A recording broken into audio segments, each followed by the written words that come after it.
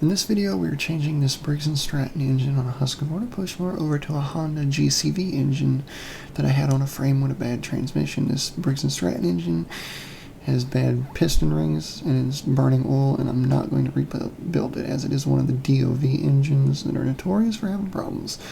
This is also a different style of video. This is a brand new editing software that I'm playing around with, so I hope you all enjoy this style of format. And we're going to get on with the video. First off, we're going to remove the old engine from the frame, pull the engine off the donor frame, and, well, you just have to wait and see if this engine's any good or not. Enjoy.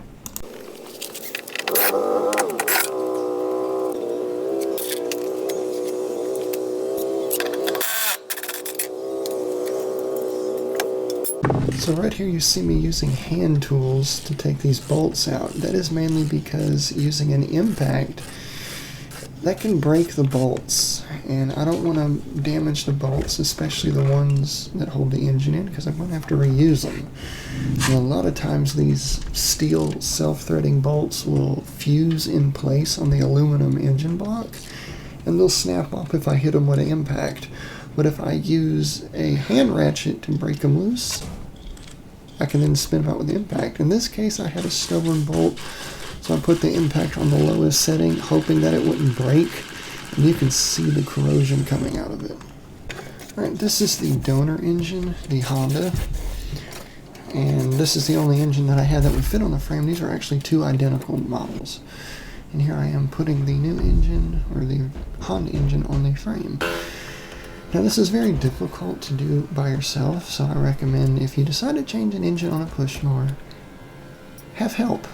Both of my employees were busy, and I didn't feel like pulling them off of what they did, so I improvised to basically stabilize it up in the air so I can put this on.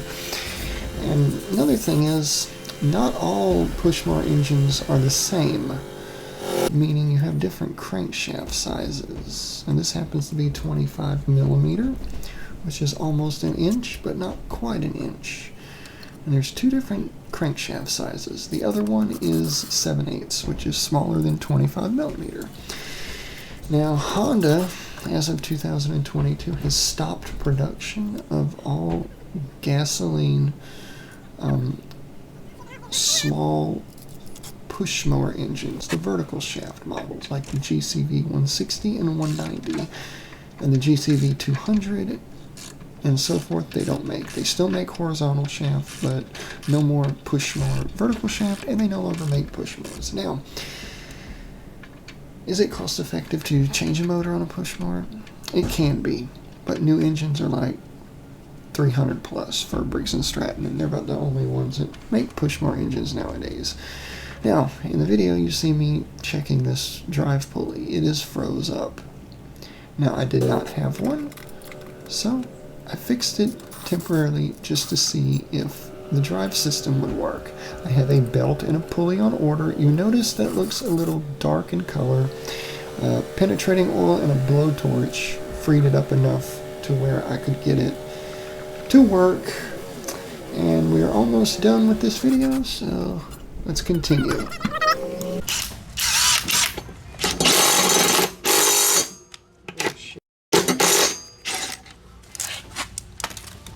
Bulb in.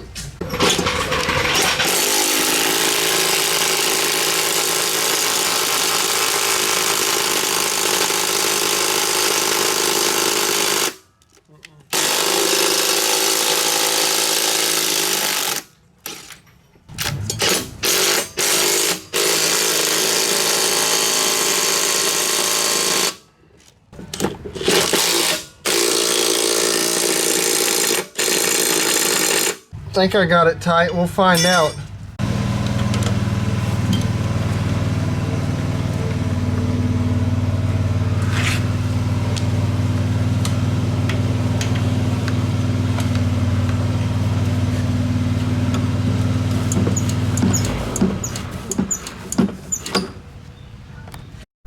Alright, this is going to be the end of part 1. There will be a second part to this video.